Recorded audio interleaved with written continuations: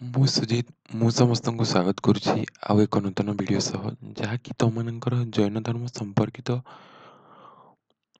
ଖ୍ରୀଷ୍ଟପୂର୍ବ ଷଷ୍ଠ ଶତାବ୍ଦୀରେ ଗଢ଼ି ଉଠିଥିବା ଆଉ ଏକ ଧର୍ମ, ଯାହାକି ଜୈନ ଧର୍ମ। ଏହି ସମୟରେ ଠିକ୍ ବୌଦ୍ଧ ଧର୍ମ ମଧ୍ୟ ଗଢ଼ି ଉଠିଥିଲା ତଥା ସେକେଣ୍ଡ ଅର୍ବାନାଇଜେସନ୍ ଯାହାକୁ ଆମେ କହୁଛେ, ଷୋଡ଼ଶ ମହାଜନପଦ ମଧ୍ୟ ଗଢ଼ି ଉଠିଥିଲା। ତ ଆମେ ଏହି ଭିଡ଼ିଓରେ ସର୍ଟ ଟାଇପ୍ 2 ମାର୍କ୍ସ ତଥା ଲଙ୍ଗ କ୍ୱେଶ୍ଚିନ୍‌କୁ ଟିକେ ଦେଖିବା। ତ ତମେମାନେ ସେଇ ହିସାବରେ ନୋଟ୍ କରିଚାଲ। ତ ପ୍ରଥମ ରହିଲା ଯେ ଜୈନ ଧର୍ମର ଆଦି ପ୍ରଚାରକ କିଏ ଥିଲେ? ନା ଜୈନ ଧର୍ମର ଆଦି ପ୍ରଚାରକ ଥିଲେ ଋଷଭନାଥ। କିଏ? ନା ଋଷଭନାଥ। 23ତମ ତୀର୍ଥଙ୍କର କିଏ ଥିଲେ? ନା ପାର୍ଶ୍ୱନାଥ ଥିଲେ। ଜୈନ ଧର୍ମର 23ତମ ତୀର୍ଥଙ୍କର ଥିଲେ ପାର୍ଶ୍ୱନାଥ।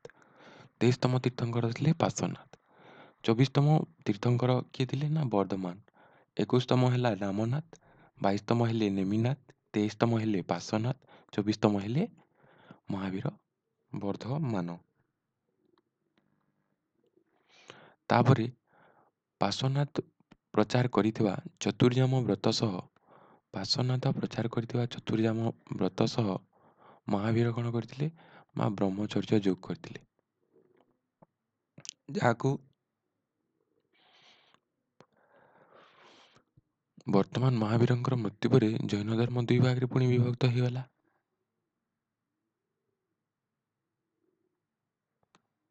ଶ୍ୱେତାମ୍ବର, ଦିଗାମ୍ବର। ଶ୍ୱେତ ଅମ୍ବର ଯେଉଁମାନେ ବସ୍ତ୍ର ପରିଧାନ କରୁଥିଲେ ଆଉ ଯେଉଁମାନେ ବସ୍ତ୍ର ପରିଧାନ କରୁନଥିଲେ ସେମାନେ ହେଲେ ଦିଗାମ୍ବର।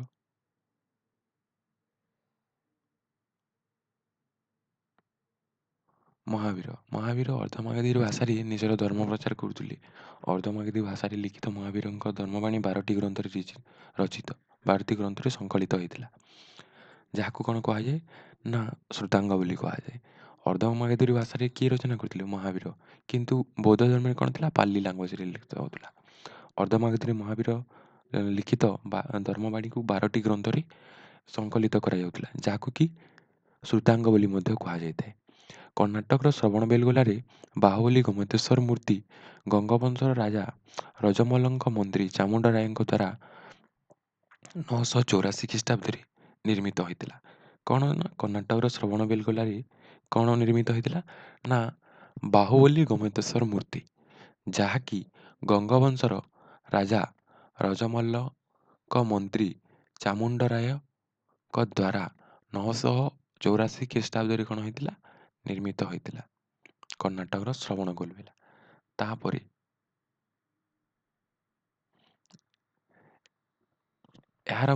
ଏହି ମୂର୍ତ୍ତିର ଉଚ୍ଚତା ଥିଲା 21 ମିଟର। ମହାରାଜା ଖାରବେଳଙ୍କ ଦ୍ୱାରା ଓଡ଼ିଶାର ଭୁବନେଶ୍ୱର ନିକଟବର୍ତ୍ତୀ ଉଦୟଗିରି ଖୋଦିତ ହୋଇଥିଲା ହାତୀଗୁମ୍ଫା, ରାଜାରାଣୀ ଗୁମ୍ଫା ସମେତ 17ଟି ଗୁମ୍ଫା। ତ ଖାରବେଳ କ'ଣ କରିଥିଲେ? ନା ଜୈନ ଧର୍ମ ଗ୍ରହଣ କରିଥିଲେ। ଅଶୋକ କ'ଣ କରିଥିଲେ? ବୌଦ୍ଧ ଧର୍ମ ଗ୍ରହଣ କରିଥିଲେ। ତାପରେ ଆସିଲା ମହାବୀରଙ୍କର ଜୀବନୀ ସମ୍ପର୍କରେ, ତାଙ୍କର ନୀତିବାଣୀ, ତାପରେ ଓଡ଼ିଶାରେ ତାହାର ପ୍ରଭାବ। ତ ତାଙ୍କର ଆଦ୍ୟ ଜୀବନ ଯଦି ଆମେ ଦେଖିବା, ତାହେଲେ ସେ କେଉଁଠାରେ ଜନ୍ମଗ୍ରହଣ କରିଥିଲେ? ନା ମହାବୀର 540 ଖ୍ରୀଷ୍ଟପୂର୍ବରେ, ଖ୍ରୀଷ୍ଟାବ୍ଦ ନୁହଁ ଖ୍ରୀଷ୍ଟପୂର୍ବ, BC 540 BC ବିହାର ଅନ୍ତର୍ଗତ ବୈଶାଳୀ ନିକଟବର୍ତ୍ତୀ କୁନ୍ଦ ଗ୍ରାମରେ ସେ ଜନ୍ମଗ୍ରହଣ କରିଥିଲେ। ଜ୍ଞାତିକ ନାମକ ଏକ କ୍ଷତ୍ରିୟ ସମ୍ପ୍ରଦାୟରେ ସେ ଜନ୍ମଗ୍ରହଣ କରିଥିଲେ। ତାଙ୍କ ପିତା ଥିଲେ ସିଦ୍ଧାର୍ଥ, ମାତା ଥିଲେ ତ୍ରିଶଲା। ପିତା କିଏ ଥିଲେ? ସିଦ୍ଧାର୍ଥ, ମାତା ଥିଲେ ତ୍ରିଶଳା। ସେ କେବେ ଜନ୍ମଗ୍ରହଣ କରିଥିଲେ? 540 BCରେ ବିହାରର ବୈଶାଳୀ ନିକଟବର୍ତ୍ତୀ କୁନ୍ଦ ଗ୍ରାମରେ ଜନ୍ମଗ୍ରହଣ କରିଥିଲେ। ପିତା ଥିଲେ ସିଦ୍ଧାର୍ଥ, ମାତା ଥିଲେ ତ୍ରିଶଲା। ସେ କାହାକୁ ବିବାହ କରିଥିଲେ? ନା ଯଶୋଦାକୁ ବିବାହ କରିଥିଲେ। କିନ୍ତୁ ଗୌତମ ବୁଦ୍ଧ ଯଶୋଧାରାକୁ ବିବାହ କରିଥିଲେ ଏବଂ ତାଙ୍କର ଗୋଟେ କନ୍ୟା ସନ୍ତାନ ଜାତ ହୋଇଥିଲା। ତାଙ୍କ ନାମ କ'ଣ ଥିଲା? ନା ପ୍ରିୟଦର୍ଶିନୀ ଥିଲା। ଏବଂ ଗୃହତ୍ୟାଗ, ପିତା ମାତାଙ୍କର ବିଦାୟ ପରେ ମହାବୀର 30 ବର୍ଷ ବୟସରେ ସଂସାର ତ୍ୟାଗ କରି ସନ୍ନ୍ୟାସ ବ୍ରତ ଗ୍ରହଣ କରିଥିଲେ। ପିତାମାତାଙ୍କର ବିଦାୟ ପରେ କ'ଣ କରିଥିଲେ ମହାବୀର ନା 30 ବୟସରେ ସେ ସଂସାର ତ୍ୟାଗ କରି ସନ୍ନ୍ୟାସ ବ୍ରତ ଆଚରଣ କରିଥିଲେ। ତାପରେ ସେ ଦିବ୍ୟଜ୍ଞାନ କଠୋର 12 ବର୍ଷ କଠୋର ସାଧନ କରି ମହାବୀର କ୍ଷୁଧା, ତୃଷ୍ଣା, ଉତ୍ତାପ, ଶୀତଜନିତ ଅନେକ ଗୁଡ଼ିଏ ଦୈହିକ ଯନ୍ତ୍ରଣାରୁ ମୁକ୍ତି ଲାଭ କରିଲେ। କଷ୍ଟ ସହ୍ୟ କରି 12 ବର୍ଷ କଠୋର ତପସ୍ୟା କରି ସେ ଦିବ୍ୟ ଜ୍ଞାନ ପ୍ରାପ୍ତ କରିଥିଲେ। ଏହାଦ୍ୱାରା ସେ ଉଭୟ ସୁଖ ଓ ଦୁଃଖ ଉପରେ ବିଜୟ ଲାଭ କରି ମହାବୀର ଜିନ୍ ନାମରେ ପରିଚିତ ହୋଇଥିଲେ। 42 ବର୍ଷରେ ସେ ଦିବ୍ୟ ଜ୍ଞାନ କୈବଲ୍ୟ ପ୍ରାପ୍ତ ହୋଇଥିଲେ। 30+12 = 42 ଅର୍ଥାତ୍ 42 ବର୍ଷ ବୟସରେ ଦିବ୍ୟ ଜ୍ଞାନ ପ୍ରାପ୍ତ ହୋଇଥିଲେ। 30 ବର୍ଷରେ ଗୃହ ତ୍ୟାଗ କରିଥିଲେ, 12 ବର୍ଷ କଠୋର ସାଧନା କରିଥିଲେ ଏବଂ 42 ବର୍ଷରେ କ'ଣ ହୋଇଥିଲା ଦିବ୍ୟ ଜ୍ଞାନ ପ୍ରାପ୍ତ ହୋଇଥିଲା। ତାପରେ ଧର୍ମ ପ୍ରଚାର। ଯଦି ଧର୍ମ ପ୍ରଚାର ଦେଖିବା ତାହେଲେ ବର୍ଦ୍ଧମାନ ମହାବୀର ଦିବ୍ୟଜ୍ଞାନ ପ୍ରାପ୍ତି ପରେ ଉତ୍ତର ପୂର୍ବରେ ଯାଇ ବିଭିନ୍ନ ସ୍ଥାନରେ କ'ଣ କଲେ ଜୈନ ଧର୍ମର ପ୍ରଚାର ପ୍ରସାର କଲେ। ଦିବ୍ୟଜ୍ଞାନ ପ୍ରାପ୍ତି ହେଲା 42 ବର୍ଷରେ ଏବଂ ତାପରେ ପ୍ରଚାର ପ୍ରସାର କଲେ ଦୀର୍ଘ 30 ବର୍ଷ। 30 ବର୍ଷ ଧର୍ମ ପ୍ରଚାର କରି 72 ବର୍ଷ ବୟସରେ ସେ ରାଜଗୃହ ନିକଟବର୍ତ୍ତୀ ପାୱାପୁରୀଠାରେ 468 BCରେ ଦେହତ୍ୟାଗ କରିଥିଲେ। କେବେ ନା 468 BCରେ। ତ 30 ବର୍ଷରେ ଗୃହ ତ୍ୟାଗ କଲେ, 12 ବର୍ଷ କଠୋର ତପସ୍ୟା ହେଲା, 42 ବର୍ଷରେ କ'ଣ ହେଲା ଦିବ୍ୟଜ୍ଞାନ ପ୍ରାପ୍ତି ହେଲା ଏବଂ 42+30 30 ବର୍ଷ ଧର୍ମ ପ୍ରଚାର ପ୍ରସାର କଲେ = 72 ଇୟର ଅର୍ଥାତ୍ 72 ବର୍ଷ ବୟସରେ ସେ ଦେହତ୍ୟାଗ କଲେ। ପାୱାପୁରୀରେ ଦେହତ୍ୟାଗ କରିଛନ୍ତି। ତାପରେ ତାଙ୍କର କେତେ ଗୁଡ଼ିଏ ନୀତିବାଣୀ ସମ୍ପର୍କରେ ଆମେ ଦେଖିବା।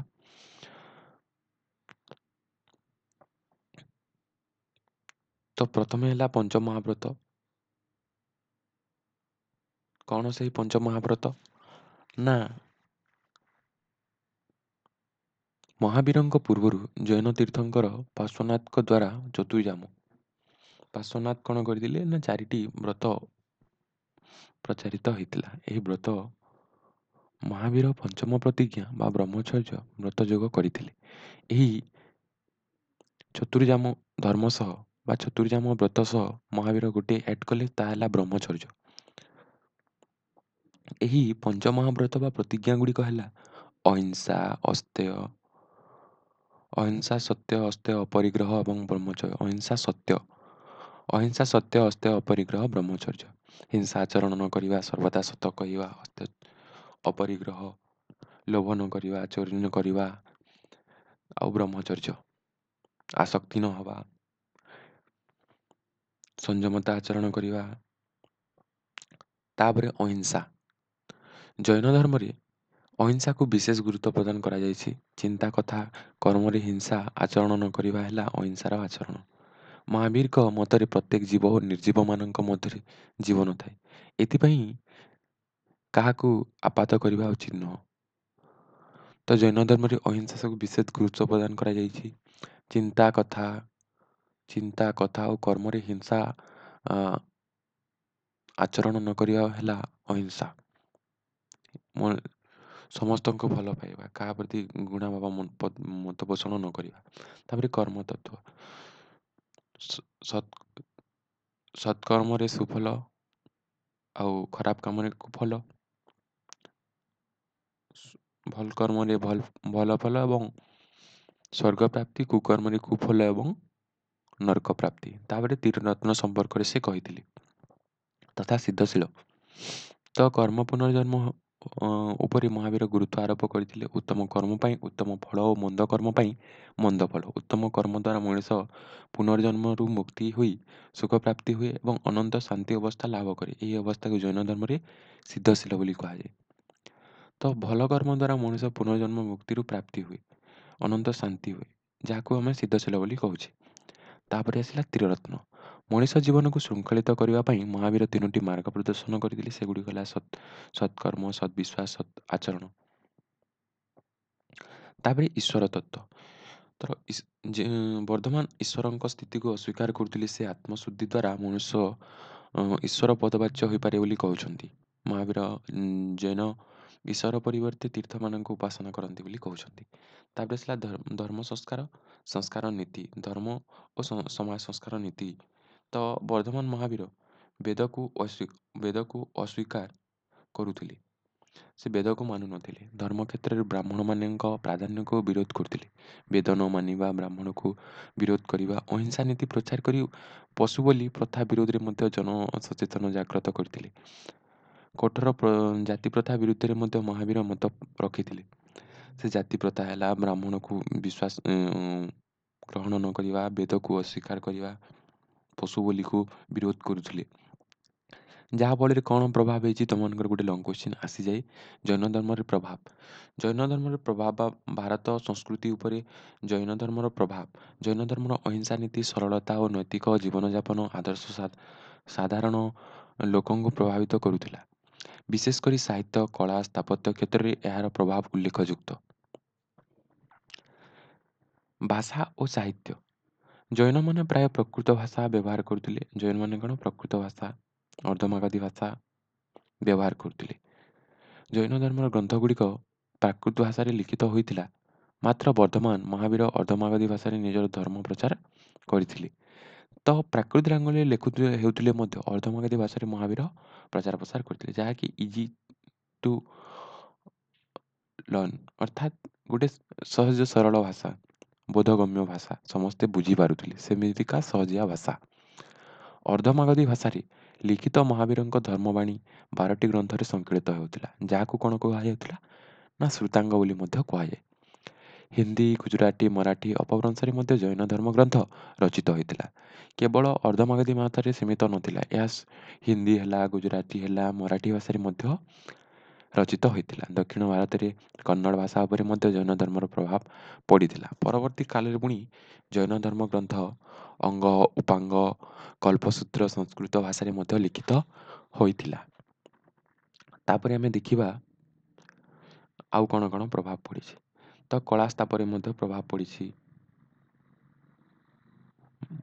ବର୍ଦ୍ଧମାନ ମହାବୀରଙ୍କର ମୃତ୍ୟୁ କେବେ ହେଇଥିଲା ନା 468ରେ ହେଇଥିଲା। ତାଙ୍କର ଜନ୍ମ କେବେ ହେଇଥିଲା 540।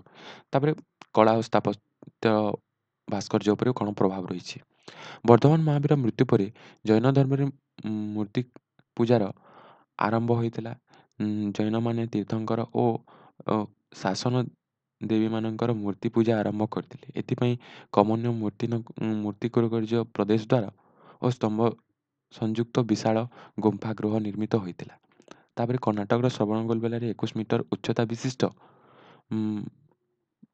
ଗୋମତେଶ୍ୱର ବାହୁବଳୀ ମୂର୍ତ୍ତି ତିଆରି କରାଯାଇଥିଲା। ଏହି ମୂର୍ତ୍ତିକୁ ଗଙ୍ଗବଂଶର ରାଜା ରଜମଲ୍ଲ ମନ୍ତ୍ରୀ ଚାମୁଣ୍ଡରାୟଙ୍କ ଦ୍ୱାରା 984ରେ ନିର୍ମିତ ହୋଇଥିଲା।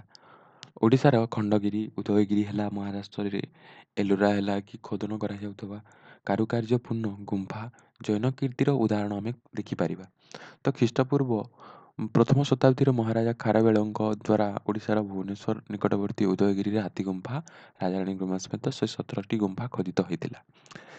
ଏହା ଥିଲା ତୁମମାନଙ୍କର ଜୈନ ଧର୍ମ ସମ୍ପର୍କିତ long question, short type question, ଯାହାକି ବ୍ୟୁରୋ ଆଧାରିତ ନୋଟ୍ସ ଆମେ କହିପାରିବା। ତୁମମାନେ ବ୍ୟୁରୋ ଏବଂ ସମାଚାର এই ଦୁଇଟିକୁ ଫଲୋ କର, ବେଶୀ କିଛି ପଢ଼ିବାର ଆବଶ୍ୟକତା ନାହିଁ। ଏତିକି ପଢ଼ିଦେଲେ ପାସ୍ ହେଇଯିବ। ଏବଂ ପ୍ରିଭିୟସ୍ ଇୟର୍ର 10 ଇୟର୍ କ୍ୱେଶ୍ଚିନ୍ ତଥା ବ୍ୟୁରୋ ବୁକ୍ର ପଛାଡ଼ିଥିବା ପ୍ରଶ୍ନ ଏବଂ ସମାଚାର ବୁକ୍ର ପଛାଡ଼ିଥିବା ପ୍ରଶ୍ନ ଗୁଡ଼ିକ ଏତିକି ପଢ଼ିଦେଲେ ପାସ୍ ହେଇଯିବ। 92, 95, 95 ସ୍କୋର୍ କରିବା ଅତି ସହଜ।